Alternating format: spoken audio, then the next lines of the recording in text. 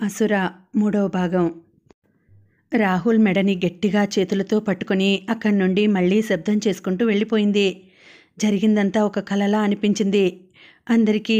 రూప ఏడుస్తూ, అతను చెప్పినప్పుడే మనం వెనక్కి వెళ్ళిపోవాల్సింది అంది. సరే, జరిగిందేదో జరిగిపోయింది. ఎవరికైనా రాహుల్ వాళ్ళ గెస్ట్ హౌస్ తెలుసా, లేదా మనం వచ్చిన దారి అయినా గుర్తుందా అడిగాడు సాహిత్. అంతవరకు ధైర్యవంతుల్లా మాట్లాడిన అరవింద్ ఇందాకటి దృశ్యం చూసి కొయ్యబారిపోయాడు. మళ్ళీ గెస్ట్ హౌస్కా, వద్దు, తిరిగి వెళ్ళిపోదాం అంటూ మంకు పట్టుపట్టాడు. అతని మాటల్ని పెడచెవిన పెట్టి ఒకసారి తప్పు చేశారు, ఇప్పుడు మళ్ళీ తొందరపడి తప్పు చేయొద్దు అంది లతిక. లేదు, మన కళ్ళ ముందే రాహుల్ని తీసుకువెళ్తుంటే ఏమీ చేయలేకపోయాం. ఇక్కడ ఉంటే ఎవ్వరి ప్రాణాలు ఉండవు.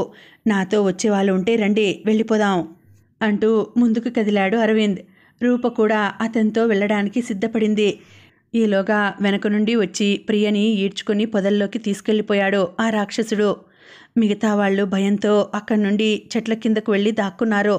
లతిక భయంతో వెనక్కి వెళ్తుండగా తన వెనకాల ఎవరో ఉన్నట్టు గుర్తించింది. మెల్లగా వెనక్కి చూసేసరికి మధ్యాహ్నం కారులో తమతో పాటు వచ్చిన రాములు, పక్కన ఇద్దరు మనుషులు, వాళ్ల చేతుల్లో ఆయుధాలు ఉన్నాయి. బహుశా ఆ రాక్షసుణ్ణి చంపడానికి వాళ్ళని తీసుకువచ్చాడేమో అనుకుంది. లతిక ఏదో చెప్పబోయేంతలో, నాకు తెలుసు, అందుకే మిమ్మల్ని ముందుగా హెచ్చరించాను. ఇందాకే మీ స్నేహితుడిని తీసుకువెళ్ళడం చూశాము, కాపాడదాం అనుకున్నా, కానీ మా వల్ల కాలేదు. నేను చెప్పేది శ్రద్ధగా వినండి. ఇంకాసేపట్లో అమావాస్య గడియలు ముగుస్తాయి. అప్పుడు దాని శక్తి సన్నగిల్లుతూ వస్తుంది. అప్పుడే చంపేయాలి, లేదంటే మరో 23 సంవత్సరాల తర్వాత వేరొకరు ప్రాణాలు కోల్పోవాల్సి వస్తుంది అన్నాడు. అందరూ సరే అన్నారు. అరవింద్కి ఇష్టం లేకపోయినా వాళ్లతో ఉంటేనే తిరిగి వెళ్లే దారి తెలుస్తుంది అని ఊరుకున్నాడు. ఇంతలో మళ్ళీ ఆ రాక్షసుడు వస్తున్న శబ్దం విని వాళ్ళు గన్ సిద్ధం చేసుకున్నారు. అది జంతువులను వేటాడడానికి వాడే గన్. రాక్షసుడు దగ్గరకొస్తున్న కొద్దీ శబ్దం ఎక్కువ అవుతుంది. అప్పుడు గురి చూసి రెక్కలపై కాల్చారు. శబ్దం చేసుకుంటూ క్రింద పడిపోయాడు. అప్పుడు చూసింది లతిక. తల పెద్దగా ఉంది, పైన 2 కొమ్ములు, చెవులు చాలా పెద్దగా ఉన్నాయి, పళ్ళు చంపడానికి వీలుగా పెద్దగా ఉన్నాయి, చేతులకి గోర్లు చాలా భయంకరంగా ఉన్నాయి. దగ్గరగా వెళ్లేలోపు హఠాత్తుగా లేచి దూరంగా వెళ్ళిపోయాడు.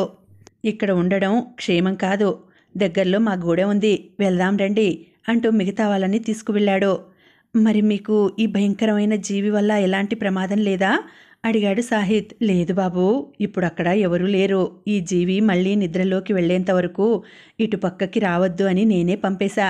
దగ్గరలో ఉన్న ఊర్లో తల దాచుకుంటున్నారు అన్నాడతను.